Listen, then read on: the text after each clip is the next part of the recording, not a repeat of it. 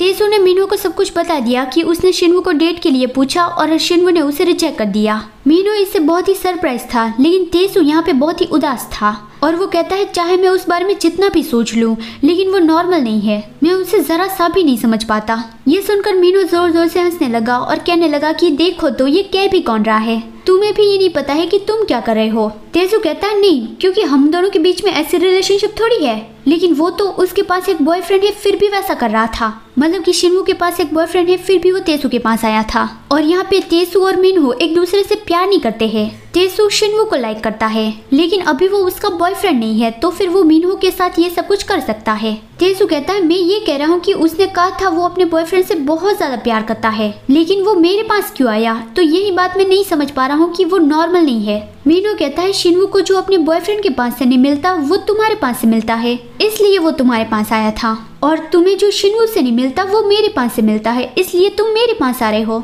तो फिर इस तरह से तुम दोनों एक जैसे हुए ना। लेकिन तेसू कहता है कि वो दोनों एक जैसे नहीं है। यहाँ पे तेसू और मिनहो वो दोनों एक दूसरे से प्यार नहीं करते हैं, वो सिंगल है, लेकिन शिनवू के पास एक बॉयफ्रेंड है फिर भी वो क्यों ऐसा कर रहा है। मिनहो उसे समझाता है कि हाँ इसमें भी सिमिलरिटी है, तुम दोनों ही किसी से प्यार करते हो, लेकिन तुम दोनों ही अपने डिजायर्स को पूरे करने के लिए किसी और के पास जाते हो, और इसीलिए ही तो तुम शिनवू से मिलना चाहते थे, है ना। तेसू कहता है मुझे उसके साथ कंपेयर मत करो, मैं इतना भी ज्यादा वियर्ड नहीं हूँ। अगर उसने हाँ कहा होता तो फिर हम डेटिंग करना शुरू कर देते और फिर मैं तुमसे मिलना बंद कर देता।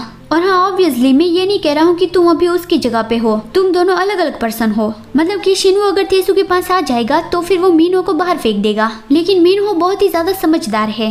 वो तेसू को टीज करने लगा कि मुझे सच में ऐसा लग रहा है कि उसके आने के बाद तुम मुझे बाहर फेंक दोगे, अभी वो तुम्हारे पास नहीं है इसलिए ही मैं यहाँ पे हूँ, है ना। तेसू परेशान हो गया कि ऐसी बिल्कुल भी बात नहीं है।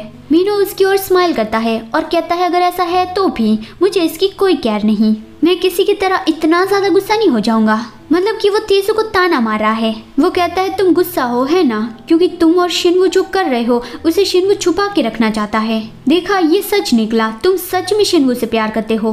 तेसू सोचता है लेकिन पहले वो मुझसे प्यार करता था, तो फिर ऐसा कैसे हो गया, आखिर में सिर्फ मैं ही उससे प्यार करता कैसे रह गया। तेसू ने जब शिनवू को आर्ट टीचर के साथ देख लिया था तब उसने शिनवू को एक हॉर कह के बुलाया था, तब शिनवू का फेस बहुत ही ज्यादा हर्ट हो ऐसा दिख रहा था। तेसू को ये डिस्गस्टिंग लगता था। उसके बाद फिर उसने शिनवू को अवॉइड करना स्टार्ट कर दिया, जैसे वो एग्जिस्ट ही नहीं करता। लेकिन जितना वो उसे अवॉइड करता था उतना ही वो उसके बारे में सोचना बंद नहीं कर पाता था। वो शिनवू की उस ड्राइंग को देखकर ही खुद को टच करता और इससे वो बहुत ही ज्यादा परेशान था। वो शिनवू को भूलना चाहता था। उसने बहुत ही ज्यादा मुश्किल से शिनवू को अपने दिमाग से निकाला, लेकिन 7 सालों के बाद हाई स्कूल रियूनियन के वक्त शिनवू फिर से उसके सामने आ गया। तेसू ने बहुत ही ज्यादा मुश्किल से शिनवू को अपने सर से निकाला था, लेकिन अब शिनवू फिर से उसके सामने आ गया, तो फिर तेसू फिर से उसे चाहने लगा और यही फीलिंग्स उसे बहुत ही डिस्गस्टिंग लगती है। और उसे ये रियलाइज हुआ कि सारे वक्त वो शिनवू को भूल ही नहीं पाया था, वो बहुत ही ज्यादा उसे मिस कर रहा था, वो उसे फिर से मिलना चाहता था। ये सारी चीजें उसे बहुत ही ज्यादा डिस्गस्टिंग लगती है। फिर अगला सीन आता है, शिनवू उसी बार में गया जहाँ पे वो अक्सर जाता रहता है,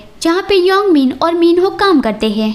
शिनवू ने योंगमिन को बता दिया कि तेसू ने उसे डेट के लिए पूछा था, तो योंगमिन कहता है मुझे तो जरा सा भी समझ में नहीं आ रहा है, आखिर तुम में ऐसा है क्या जो सभी लड़कों के दिमाग कहाँ से चले जाते हैं।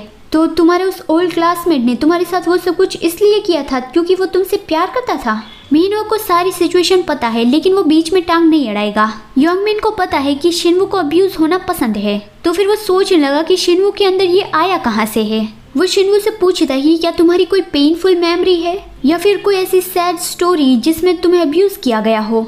शिनवू कहता है मैं कोई कहानी का कैरेक्टर नहीं हूँ, ठीक है, मैं बचपन में बहुत ही ज्यादा पॉपुलर हुआ करता था, लड़कियां मेरे चारों रहती थी। चलो देखते हैं कि इस कहानी के तीनों कैरेक्टर्स जब स्कूल में थे तब वो कैसे दिखते थे। ली शिनवू, हान सेबिन और किम तेसू। कमेंट में जरूर बताना कि इन तीनों में से आपके हिसाब से बचपन में कौन ज्यादा अच्छा लगता था।